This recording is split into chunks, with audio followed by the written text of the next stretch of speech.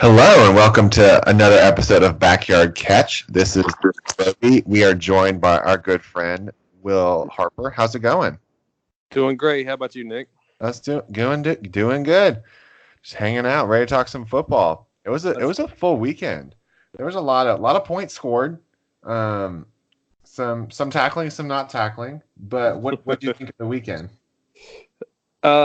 I thought it was a fun weekend of football. Like you were saying, there were a lot of points scored this weekend, a lot of fun games to watch.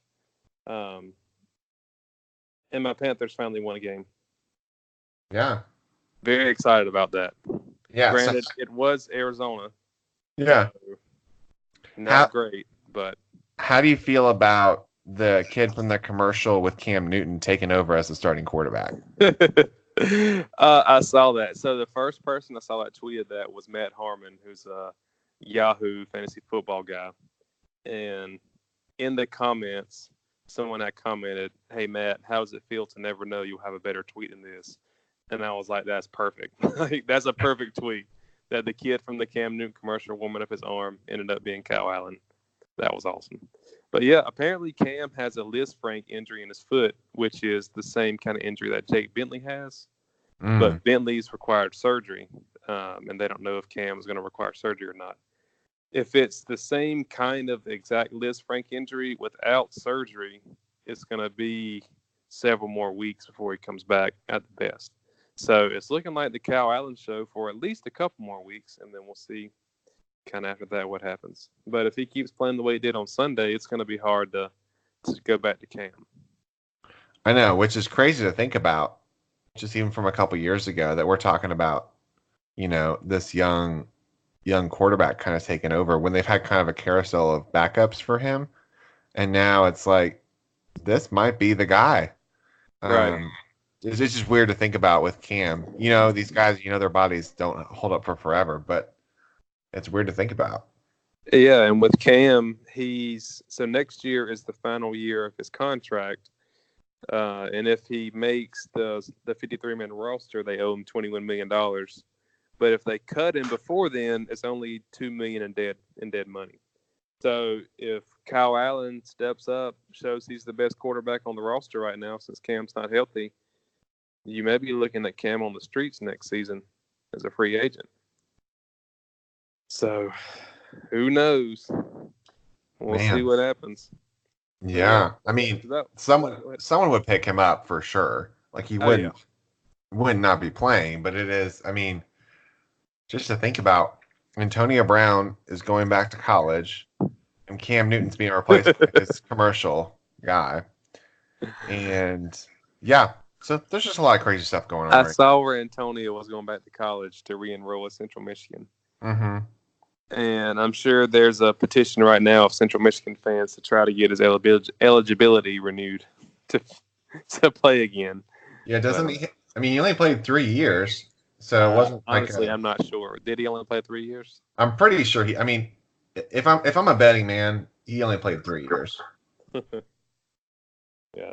I know. He also released his school schedule too that he was taking. Really? Yeah, it was pretty fun. I'm trying to see if I can find it for sure. You've been keeping up with Antonio since he's dragged your heart around and through the mud over the last month and a half. It's just this rise and fall of it's false security is what it is. I've been feeling okay, like he's with the Raiders. We'll figure it out. And then, okay, like helmet's not going so great, but it'll be fine. It's just a helmet. Oh, okay. He got himself cut. Okay. Oh, he's going to the Patriots. Okay, I feel good about it. Well, he'll make some plays. Brady. Okay, he played against Miami. It's fine. And then he's gone. So I don't see anybody picking him up the rest of the season either. Yeah.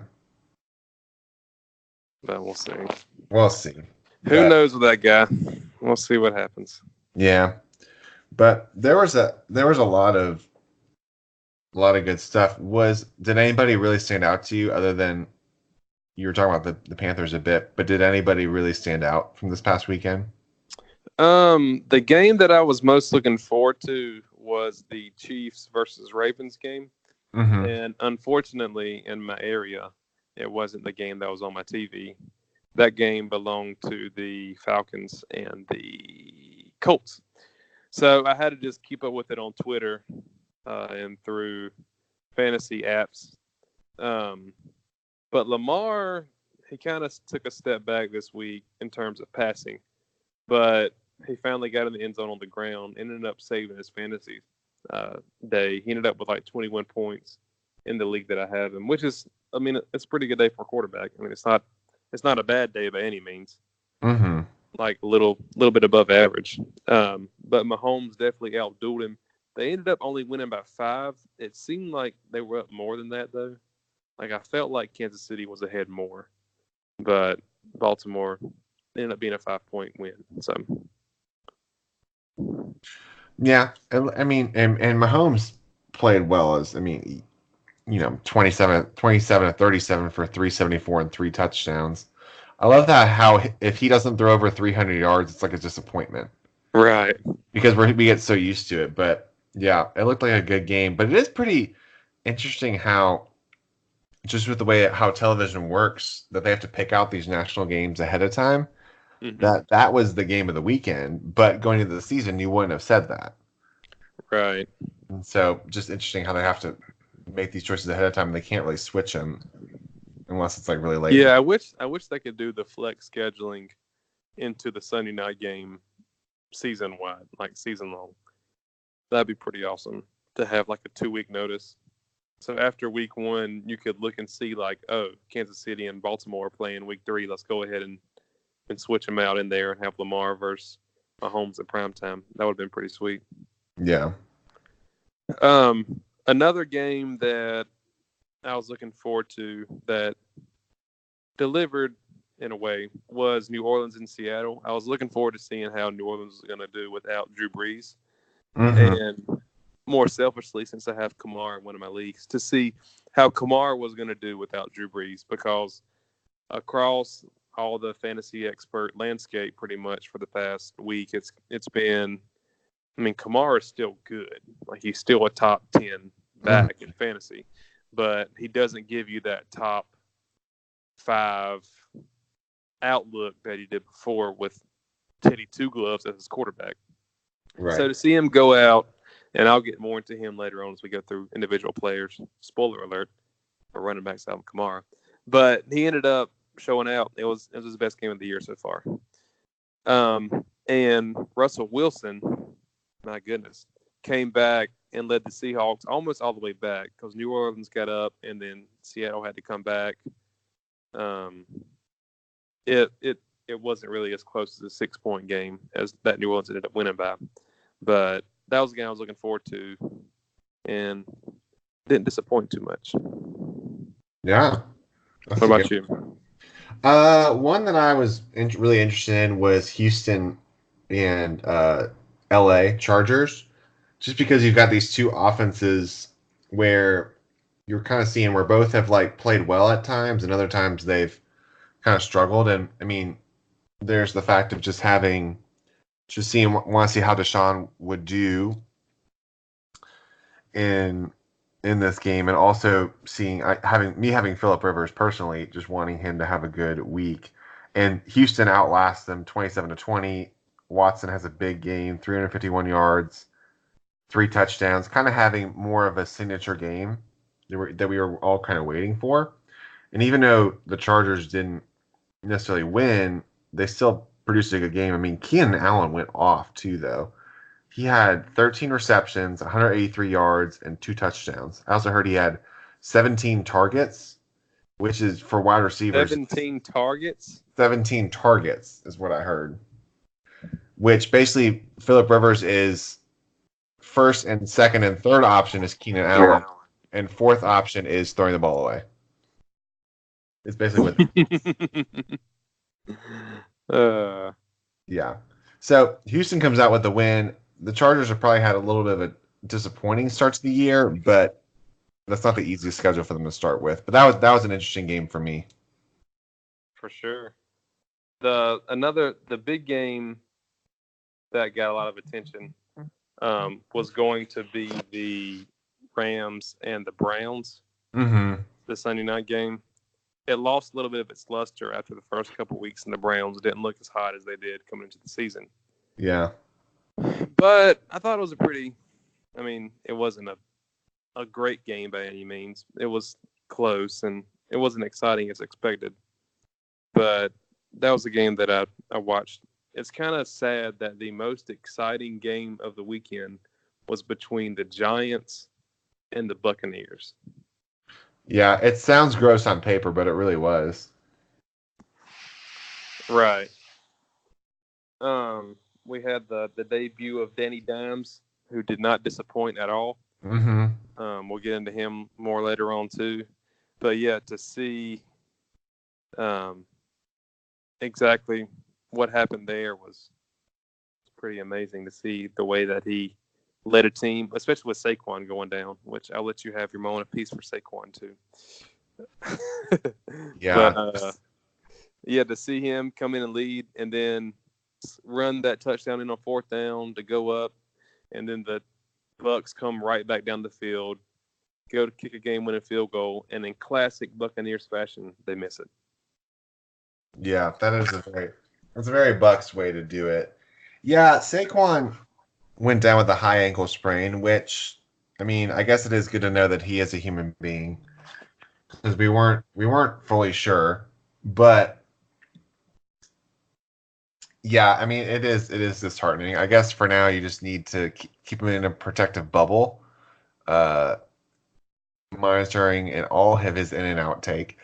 But uh, for me, we're gonna do a lot of internal searching just to make sure we can prevent this from ever happening again.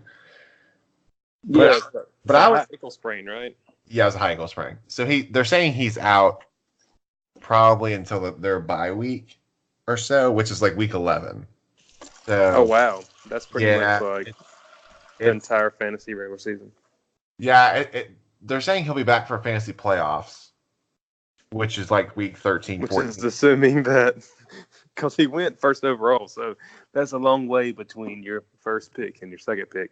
So assuming those teams make it to the playoffs, he'll be back in the playoffs. Yeah, Which you're in a pretty good spot. You're 3-0 right now. yeah, I'm doing all right.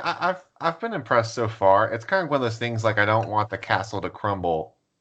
But also just for listeners are aware of, I had the first overall pick, and I picked Saquon, which I feel great about still. I mean, and we're in a dynasty league. I feel, man, we have these guys for multiple years. Like we had like a 25-man roster, so we can have players. But it also means that like there's nothing on the waiver wire. Like Yeah, there's not much at all. I mean, the waiver wire is like fourth strings. So I mean, there's guys, but I had Saquon first, and then we did a snake draft where you pick back. I'm first, so I would pick back to back. So I had to pick 11 and 12. Then I picked Dalvin Cook, who's been doing great, and then I picked Antonio Brown. So on paper, it felt great, and then so that means with Saquon out and then Antonio having his moment, that means that Dalvin Cook is like my main guy right now.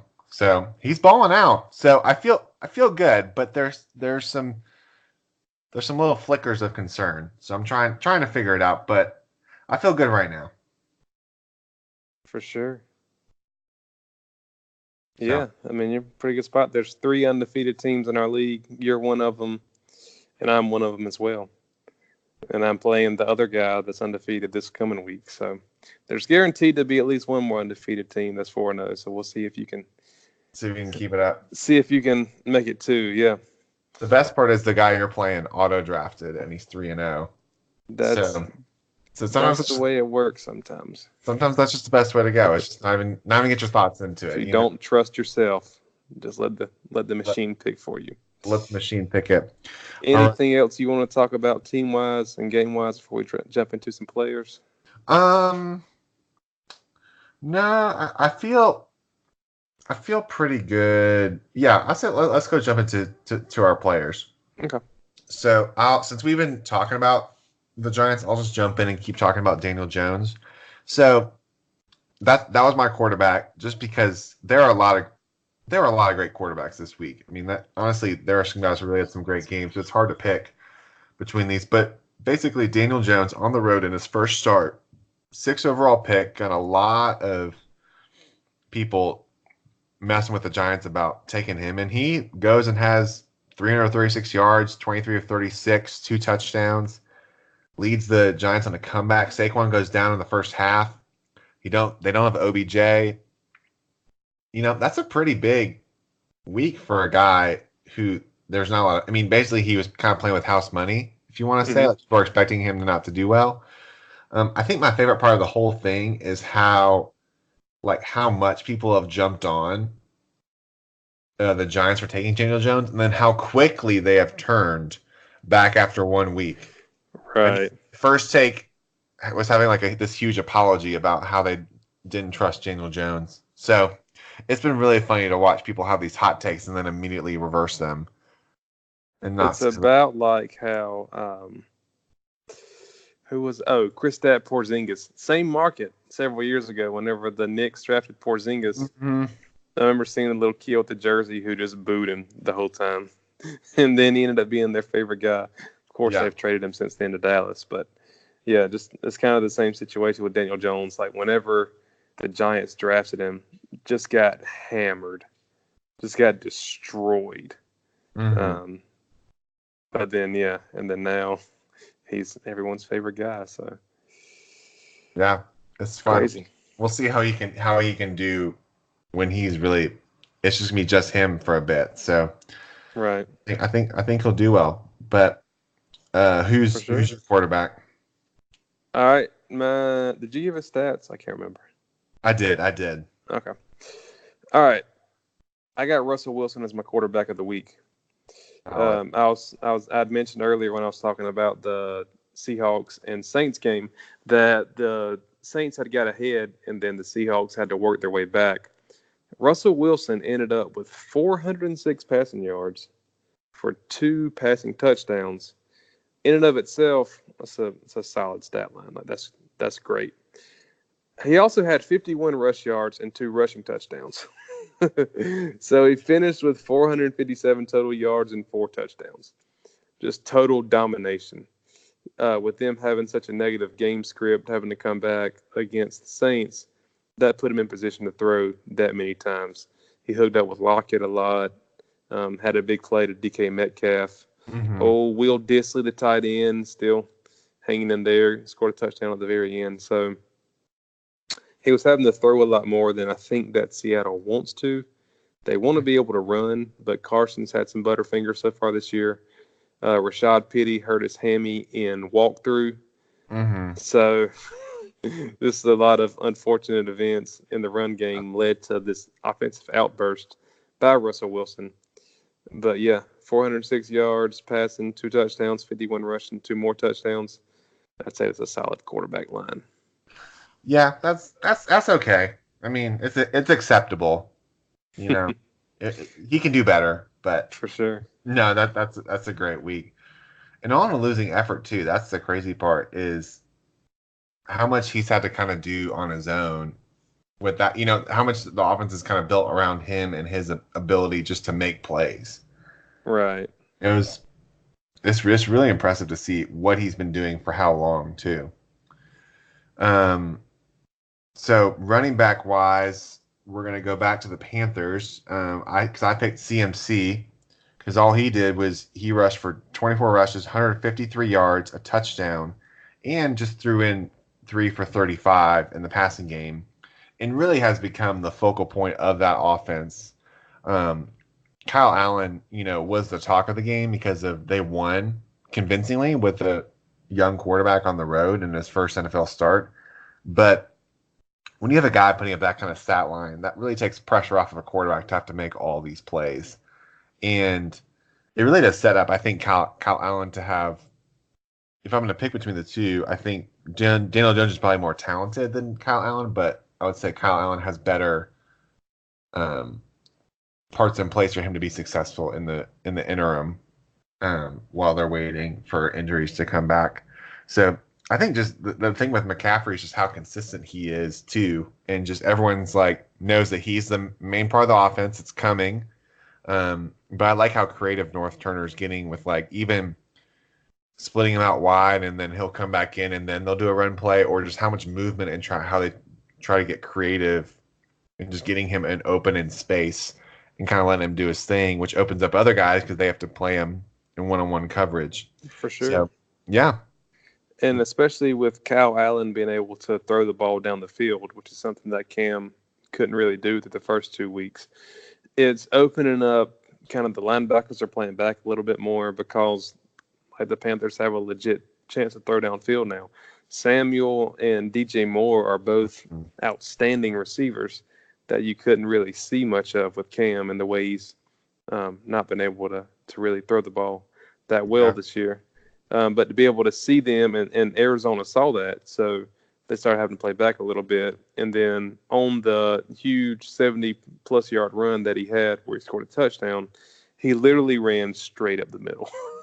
Yeah, it was a halfback dive if you play NCAA or Madden.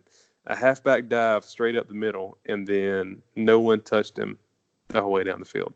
So going forward, especially with Allen as the starter now, at least for the foreseeable future, starting in Houston this week, like they have game tape now of Kyle Allen actually being able to throw the ball downfield with some accuracy.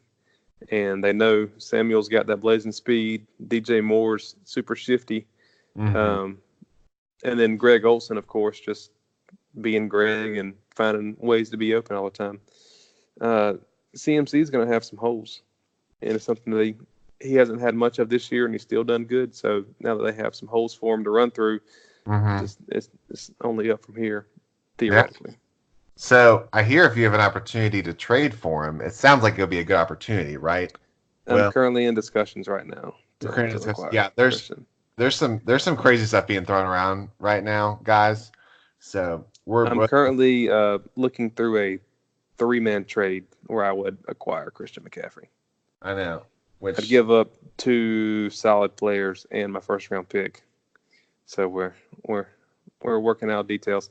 My Apple Watch is vibrating off my hand right now.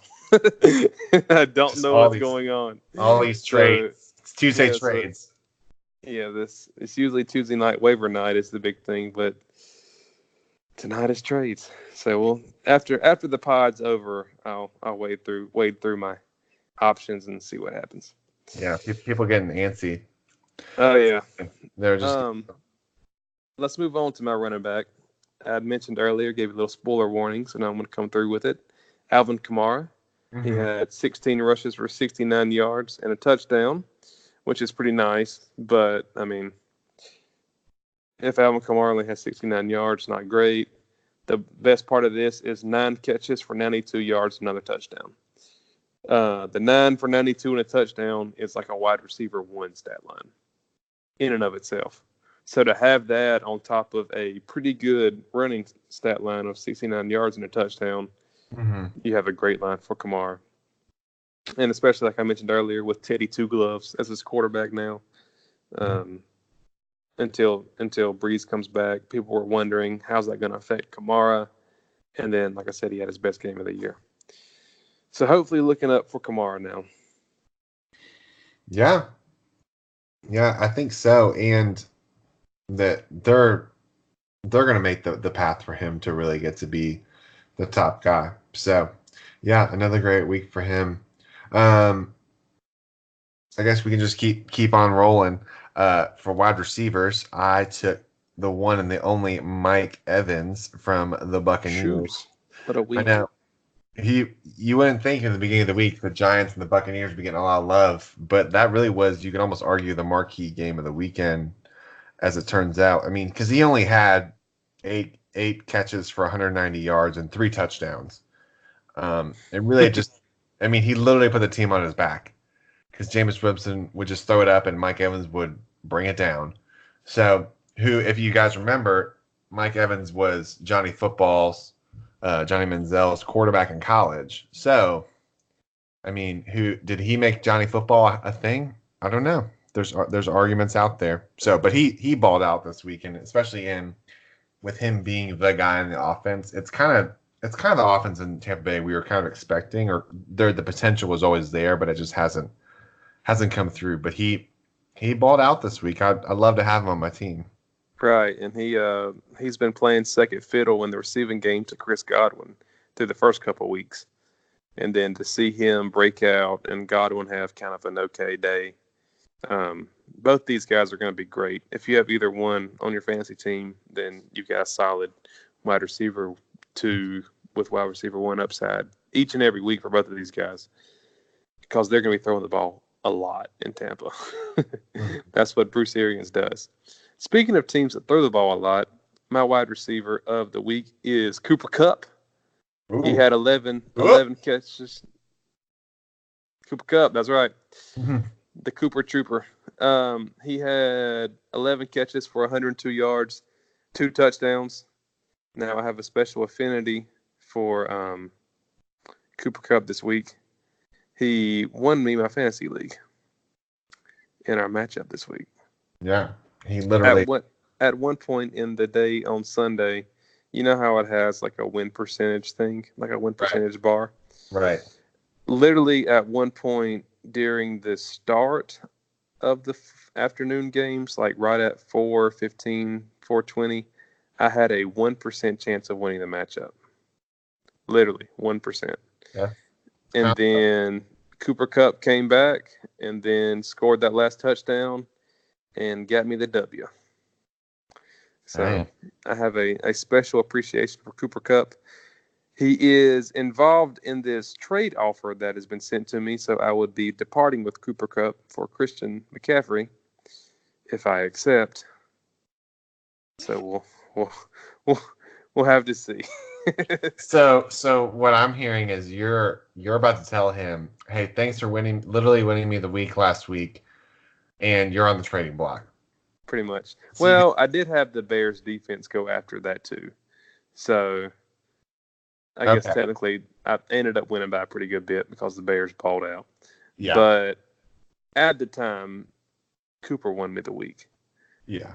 But there is a third person in this trade offer. It's a rare 3-team offer. And I don't know if because that third person that hasn't said anything yet is the person who would actually be trading away Christian McCaffrey. So we'll see what they think about it. Yeah. There you go. But we'll all right. Keep you updated. All right, tight end? Yep. Moving on tight end. Okay. I will go. I picked a guy, we try to give people some spotlights too. There's some people who you all have heard of before or big names that get talked about a lot. And there's some guys, we like to share the love a little bit. Don't get their names called as often. So I picked a guy that even I didn't know as well, but he really balled out this week. I picked Jordan Akins from the Houston Texans. So he only had 3 receptions. I'll give you that, but it's for 73 yards and 2 touchdowns. And it was the go-ahead touchdown in the fourth quarter that really put the game away for Houston.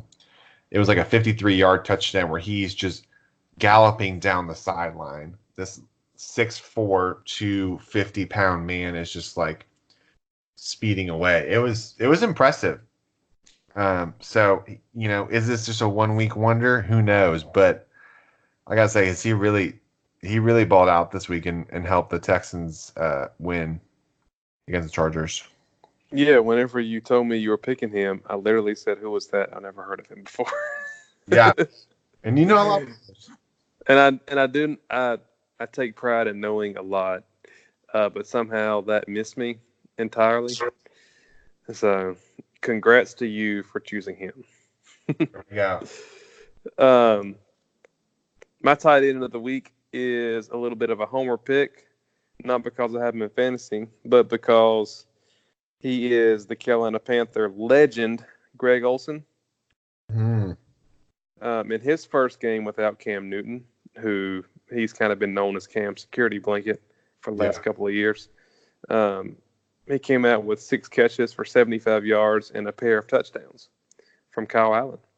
And he just found himself open in the middle of the field just all afternoon. Anytime he needed somebody, like there was Greg. Somehow wide open.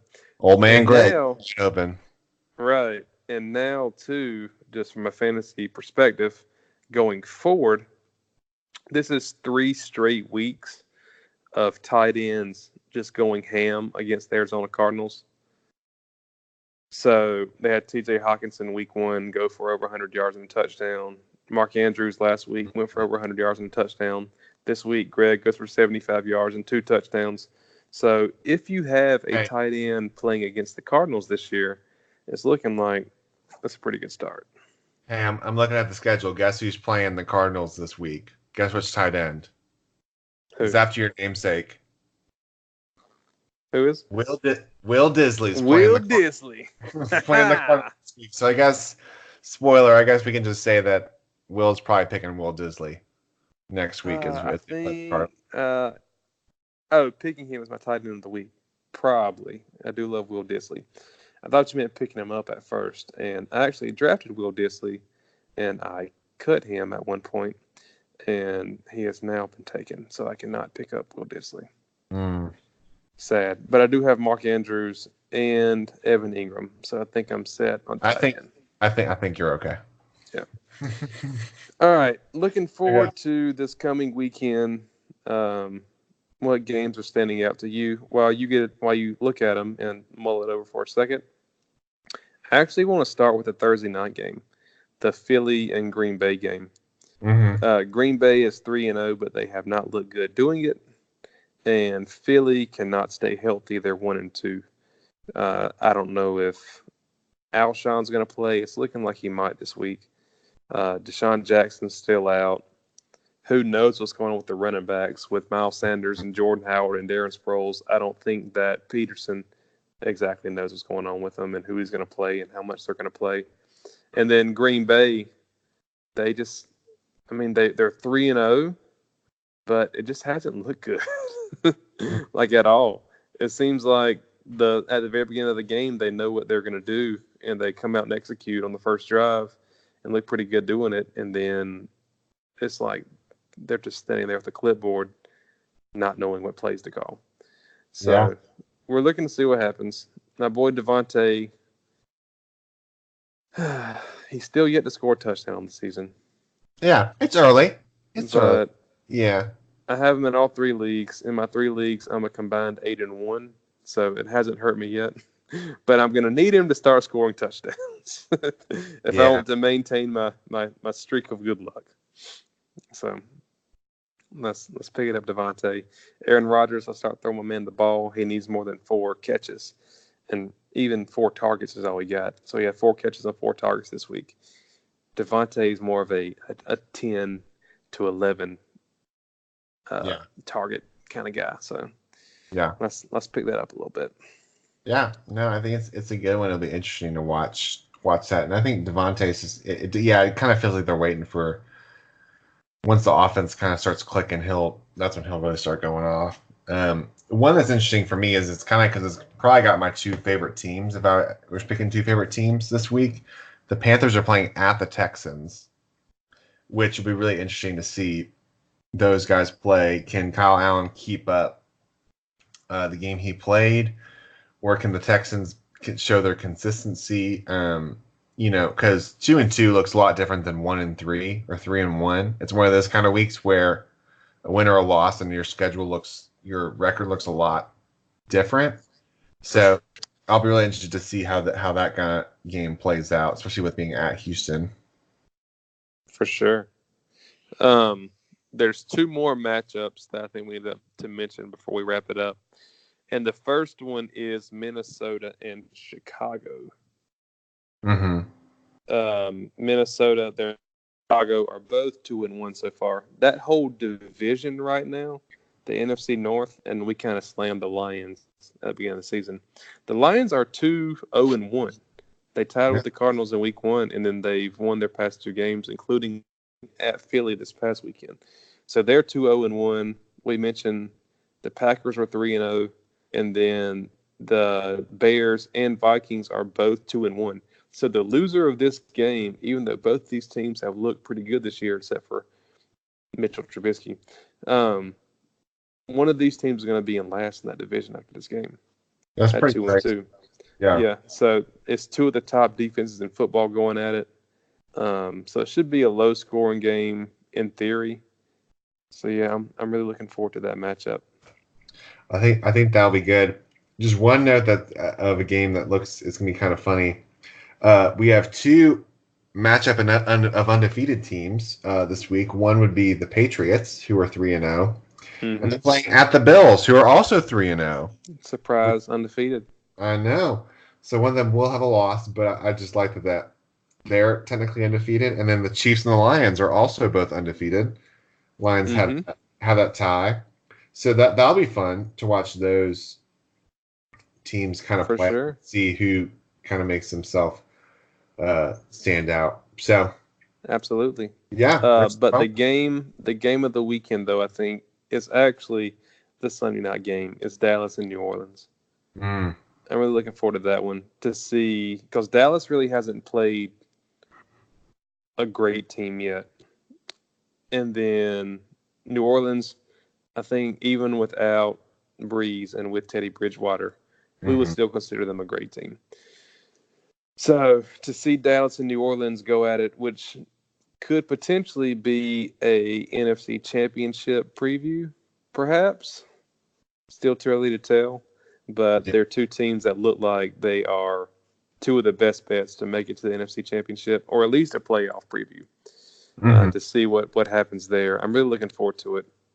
Ezekiel Elliott and Alvin Kamara are two of the three best running backs in the league right now. So hopefully we'll see some ground and pound action in that one, and it's something I'm looking forward to. I hate both of these teams, so I don't know who I'm going to root for. Probably just going to root for Kamara, and then hope that Dallas wins. But I hate Dallas. I don't know. It's such a tough decision. Fantasy football is so weird whenever you actually are a fan of a team too. Yeah, because it's a weird like I want this guy to do well, but then I want them to lose at the same time. You know, Yeah, it's kind of like I've been in that position a lot. you kind of I feel like you end up hoping for a lot of points is what really is what you want. You just want The high. worst, right? The absolute worst though is when like I have Alvin Kamara and he plays the Panthers twice a year, so you have to root against the Saints, but for Alvin Kamara, and for the Panthers, but against the Panthers defense. Like it's a super weird like circle of fandom. I Yeah. don't know exactly the best way to do it or describe it. Unless you've actually been in it, you probably don't know what it feels like. But yeah, it's super strange. Mm. Well, there you go. Another Uh, fun week. One more Yes, thing too, the Monday night game this week is 0-3 Cincinnati versus 0-3 Pittsburgh. I So I I did see that the offers. So set your DVR now. yeah, for the and then the big uh first down graphics that are highlighter yellow too. So Which are now black and white. I paid special attention to it last night. I was like, I wonder if they're going to be black and white again. And then, yep, there it was, black and white. oh man. Well, there you go. I know one of them will get a win. We'll see. Well, guys, thanks so much for listening. Remember to like and subscribe to the podcast, share with friends, family, anyone who'd be interested in sports and the conversations we have about sports. So, Will, as always, thank you so much for being on the podcast. No Uh, problem, man. I enjoy doing this each and every week with you. yeah, yeah, and good luck with your trades. We'll have to see how that goes down. They are Thank waiting you. with bated breath of how you're going to respond to this trade. So, and I'm very curious too. So, We'll see what happens. we'll see what happens. All right, guys, thanks for listening. And for now, we're signing off.